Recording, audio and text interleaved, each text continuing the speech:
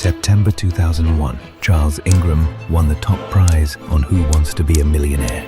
The rules were simple. 15 questions, 3 wild cards, £1 million up for grabs. Over the years, hundreds of people have made it this far, some with impeccable knowledge, others driven solely by luck. However, they all shared a disturbing truth. They play alone, or so the world was led to believe. Play Who Wants to Be a Millionaire.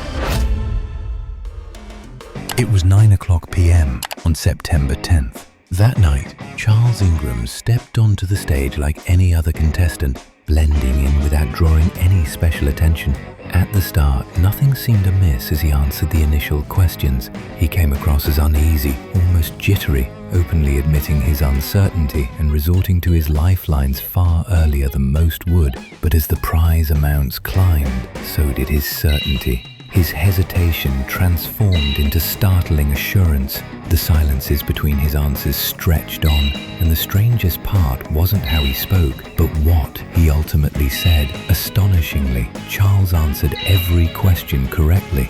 Luck alone couldn't possibly account for such flawless performance. The story of Charles Ingram isn't just the story of a contestant. It's the story of a carefully executed plan, a deception constructed in seconds, a fraud that hinged on a single detail, something so simple, so mundane, that no one noticed it at first. A cough. Every time Ingram said the correct answer, someone in the audience coughed. Paris. A sound so natural that it went unnoticed at first, but not by production, because when they reviewed the recordings, the pattern was undeniable. The microphones picked up more than 30 suspicious coughs. Why? But the reason I think it's cricket is because I'm sure... Yeah, I'm going to play. The footage was meticulously reviewed, frame by frame, and when the truth finally surfaced, that golden dream of £1 million turned into a massive scandal that would drag its main character straight to court. To understand how Charles Ingram managed to fool an entire TV show, you first need to know exactly what Who Wants to Be a Millionaire was all about. This wasn't just a simple general knowledge quiz. It was a mental battlefield where knowledge, fear, and psychological pressure all collided. 8 contestants, but only one earned the right to sit in the iconic hot seat. To get there, you had to conquer the dreaded fastest finger first, a challenge that decided who would face the 15 questions. 4 choices per question, 3 lifelines at your disposal, and each correct answer doubled the prize, from a handful of pounds to an amount that could change your life forever. Time wasn't a fixed limit either. You could take minutes or even hours to decide, but far from being an advantage, that often became a deadly trap. The longer the seconds ticked by, the heavier the pressure grew. By the late 90s, Who Wants to Be a Millionaire was already a global phenomenon. In the UK, millions gathered around their TVs every night to watch. It was more than just a game show. It had become a national event. Every scam needs 3 key elements: a solid plan, the perfect moment, and the right people to pull it off. This con wasn't the work of just one man. It was a careful game of chess played by 3 main pieces. Charles Ingram, a major in the British Army, wasn't exactly known for his smarts or quick thinking. He was the face of the scheme, the one who had to fake hesitation on camera, read out loud each option, and then, at the crucial moment, pick the right answer. If Charles was the face, then his wife, Diana Ingram, was the brains behind it all. Weeks earlier, her brother Adrian Pollock had already appeared on the show multiple times, even reaching the hot seat once and taking home £32,000. But the craziest part, Diana herself also managed to get on the show. You got to understand how insanely hard it was to land the spot on that program. Thousands, maybe millions tried. The selection process was brutal, but this family cracked it again and again. They knew how it all worked. The pacing of the questions, the host's patterns, the mechanics of the game. Adrian even built a homemade fastest finger first rig at home to practice. The third player in this story wasn't center stage. He was hidden in the audience, invisible, yet playing the most crucial role of all. Tequin Wittick, a business lecturer at Wells College, shared the Ingram's fascination with game shows. The plan couldn't have been simpler. If Charles hesitated, Tequan would wait until he mentioned the right option, then let out a discreet cough. No secret codes, no elaborate signals, just a simple cough at exactly the right time. And conveniently, Tequan was scheduled to be a contestant the very next day, so he was already seated in the studio audience. September 12th, 2001. The lights come up on the Who Wants to Be a Millionaire set, and there in the center, British host Chris Tarrant greets the 8 contestants with his trademark grin. Put these words in order to form the title of an Agatha Christie novel. The contestants type furiously. Silence. The correct answer is Death on the Nile. Charles Ingram does it in 3.97 seconds. Insane. About 19 million people tuned in to watch that episode, nearly a third of the UK population. Viewers were completely hooked on him. The cameras zoom in, and there he is, sitting in the most famous chair on British television. At first, he seems unsure, changes his mind, guesses a few answers. He hesitates constantly, and no one suspects a thing. Plenty of contestants play exactly like that. After just 7 questions, he's down to 1 lifeline. But then everything shifts on question 7. Charles looks uneasy. He thinks out loud, then reads the possible answers, and that's when it happens. A clear, sharp cough breaks the silence. Ingram freezes, then suddenly picks the right answer. That brought you At first, 500,000. nobody notices. In a crowded studio, a cough is nothing unusual. But then it happens again. On question 10, Charles is completely lost, scratching his head, mumbling different options. The moment he says the correct one, another cough.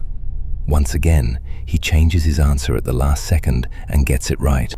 A clear pattern emerges. He doubts, tries out answers, and when he hits the right one, he gets a subtle confirmation. The game was rigged. Only nobody realized it yet. Question number 15 of 15. Charles makes it all the way to the final question. Just one more stands between them and £1 million. It's a tricky one. A number 1 followed by 100 zeros is known as what? Charles has no clue, reads it out loud, shuffles through options without any real confidence. I don't think I've heard of Then, that. from the audience, comes one final cough. He leans forward, eyes the screen again, and, as if hit by some divine revelation, picks the right answer. Charles has just won £1 million. The scam seemed complete. Charles Ingram had beaten the system, fooled everyone, or so he thought. Behind the scenes, the crew felt something wasn't adding up. The first sign that something was off didn't come from an investigation or an anonymous tip. It was something much simpler, the gut feeling of Chris Tarrant. He'd hosted hundreds of episodes, seen brilliant minds and people crumble under pressure, but never anyone like Ingram, someone who hesitated on every single question, yet still answered them all correctly. That same night, the team rewatched the footage and spotted something unsettling. Every time Charles landed on the right answer, there was a cough. At first, it seemed like coincidence, but the pattern was undeniable. A cough, always right after he mentioned the correct choice. Someone was helping him. Paul Smith, the show's boss, knew it couldn't be random. He called the police. The production company held onto the £1 million check for 8 days to process it. Meanwhile, Smith and his team dissected every second of the tape. The sound engineers isolated the audio, replayed each moment. If Ingram said a wrong answer, silence. But when he spoke the right one, there it was, the cough. When they boosted the audio, they pinpointed exactly where it came from. Tequan Whittock's seat. The case was cracked. Now came the hardest part, confronting them. On September 19th, Charles Ingram received a call he would never forget. Mr. Ingram, we didn't meet. I am the managing director of Celador. Right. I think I should just get straight to the point. Yep. And effectively say what is a pre-prepared statement here. I have to tell you that we have suspicions from viewing the recording of last Monday's program and subsequently studying the tapes carefully that there were irregularities during the taping of the show in which you participated. Oh, good Lord. When the news went public, the press exploded. His face appeared across all British media. Charles Ingram and his wife denied everything. They claimed there was no fraud, that the coughs were just a coincidence. We didn't cheat on that show. There was no plan to cheat on that But show. the evidence was overwhelming. When the recording was analyzed by experts, it was clear it hadn't been an accident. They had made the most basic mistake in any fraud, leaving evidence. No confession was needed, no witnesses were necessary. All the prosecution had to do was let the tape speak for itself. The fraud was exposed, and only one question remained. What would their punishment be? March 3, 2003, the most high-profile fraud case in British television history was about to begin. The defendants, Charles Ingram, his wife Diana, and Tequin Whittock. The accusation was direct and devastating. Charles Ingram hadn't won the £1 million on his own merit. His victory was a carefully planned fraud. Lead prosecutor Nicholas Hilliard stood up, looked at the jury, and firmly said, "Everything you need to know is in this video." The lights went out, the screen lit up, and there was the episode. A pattern. It was obvious. It was fraud. After 4 weeks of trial, the jury returned to the courtroom. The defendants stood. Charles and Diana Ingram clasped their hands together. Tequin Whittock kept his eyes fixed on the table. The judge spoke the words that would seal their fate: guilty of fraud. Charles Ingram and his wife were sentenced to 18 months in prison, suspended. Tequin received 12 months, meaning they wouldn't go to jail unless they committed another crime during that period. When Charles Ingram left the court, cameras swarmed around him. He covered his face. Diana took him by the arm. They didn't say a single word. His dream of being a millionaire had ended his life. It would never be the same again. The verdict was clear, guilty, but the real sentence was only just beginning. Charles Ingram would not set foot in prison, but his life as he knew it was over. The British press tore him apart for weeks. He was the face of every front page, the target of every joke. The interviews didn't stop. Neither did the memes. In a matter of days, his name was no longer just that of a former army major and TV contestant. It became a national punchline.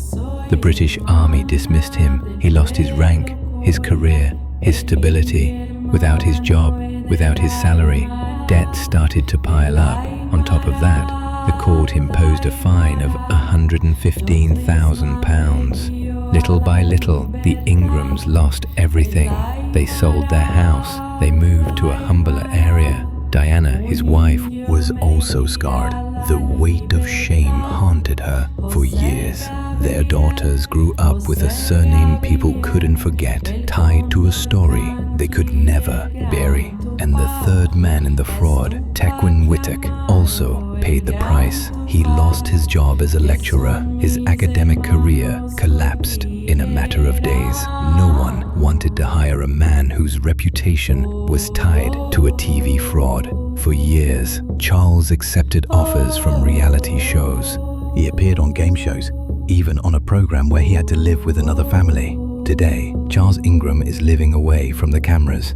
He never admitted to cheating, never changed his story. For him, it was all a setup, an unfair trial, a disproportionate sentence.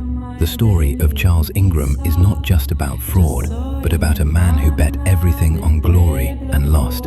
This channel is new, and the idea is to bring more stories like this every week. So, if you enjoy this kind of content, please subscribe.